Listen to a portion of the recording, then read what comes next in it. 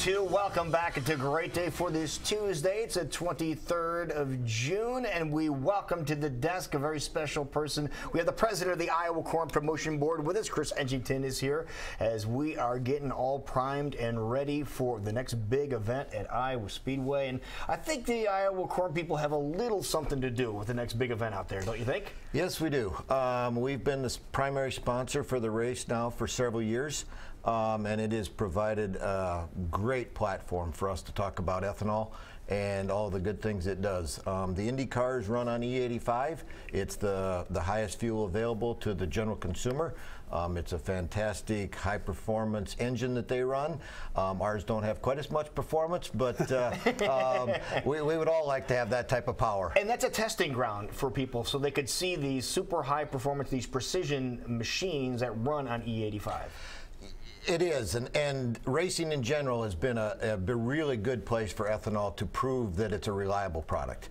Not only is it clean and renewable for the environment, but it will work in these high-performance engines, both in the Indy cars and in the NASCAR and that entire series.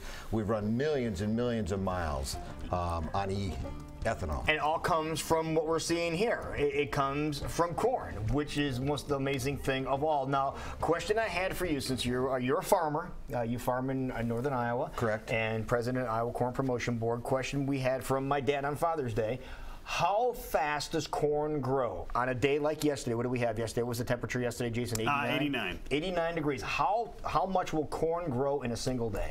Actually, it's an interesting question. There are some cams out there that people can watch corn grow called the corn cam, but 3 to 4 inches. 3 to 4 inches on these types of weather, in this type of environment. Obviously, when corn gets taller and it tassels, it kind of matures out. But right now, and in the stages that are in per day, because the corn cam did start not too far from here, up in the Slater area. Jeff Lucina, I believe, was the guy who first put the corn cam up over at Garst, just as a joke. Right. And then millions of people watched it. Watched the corn. Yeah. Yep. And it was amazing. Now they're using it all over the place. But you said there are some corn cams in Iowa. Yep, there are some. I actually don't have the exact information, but I'm sure if you Googled corn cam, just Google corn cam. That's you're going to find it. Yep. Okay. Yep. But you mentioned the Indy cars, and that's the next big event coming to the Iowa Speedway. When is the IndyCar race? July 18th. It's a Saturday evening race, but it's a full event that day. There's 2 other races.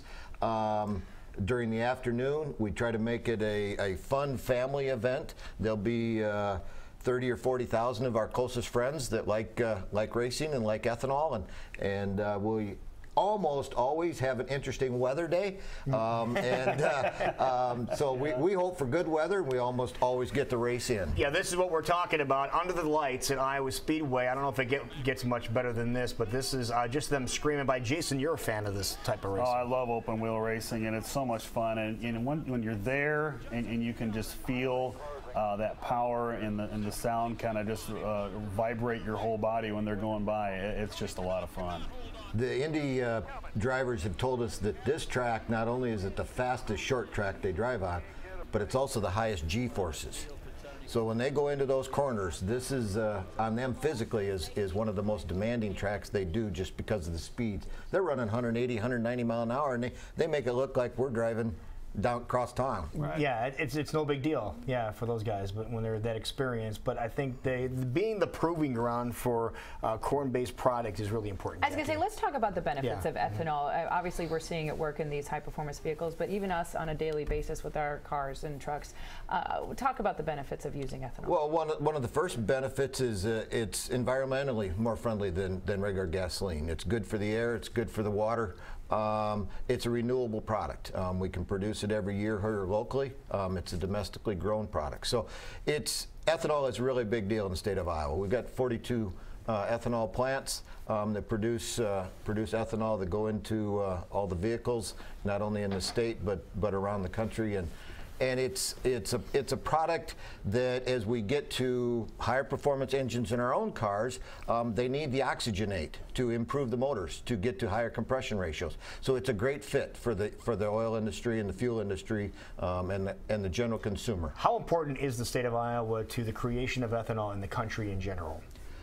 Well, ethanol is really big in Iowa. Now, if you want to talk about the first distilling and where it all happened, I don't think Iowa could take claim to that. But we are definitely one of the national and world leaders when it comes to ethanol in this day and age. And we're getting to a point where it's not just the cob we're looking at, right, for distillation, that we're looking at other parts of the plant as well. Well, when they originally use, and we make ethanol today in a dry mill plant, you're taking the actual corn kernel, and which is field corn, not the sweet corn that the consumer eats, but field corn. Right. And you grind that, and you make the ethanol product out of that.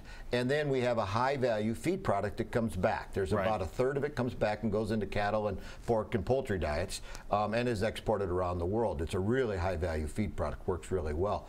They are also working at the cellulosic side of things, which is where the cob and the stalk and the fiber that's in the corn kernel actually can make cellulosic ethanol. And we will have here shortly 3 plants in the state of Iowa producing cellulosic ethanol. 2 of them are.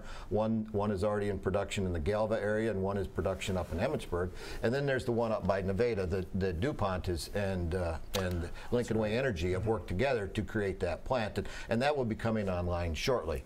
They've all got a little bit different process, but that's the next wave of ethanol is the cellulosic, and that's using the fiber that is tough to digest or to utilize in a lot of other ways. Yeah, tough for the animals to digest. Tough for the animals. They need fiber. We need fiber, but it's a little more difficult to digest, and so they're utilizing that. And there's still a feed byproduct when they get done with some of that as well. That's the best part. Being a farmer, how do our crops look this year?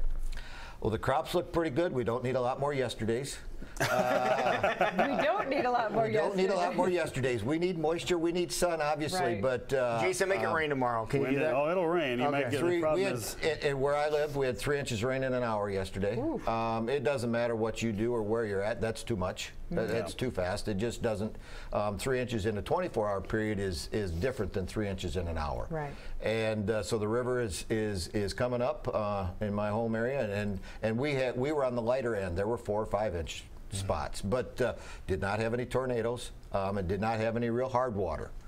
There was a little hard water in the area, but we did not have much hail in our particular location. A few hail reports, yeah. There you go. There's some hail out there, and hail's not good for your anybody. corn, I think you do, your family does soybeans and corn both, but the corn, what kind of corn do you do?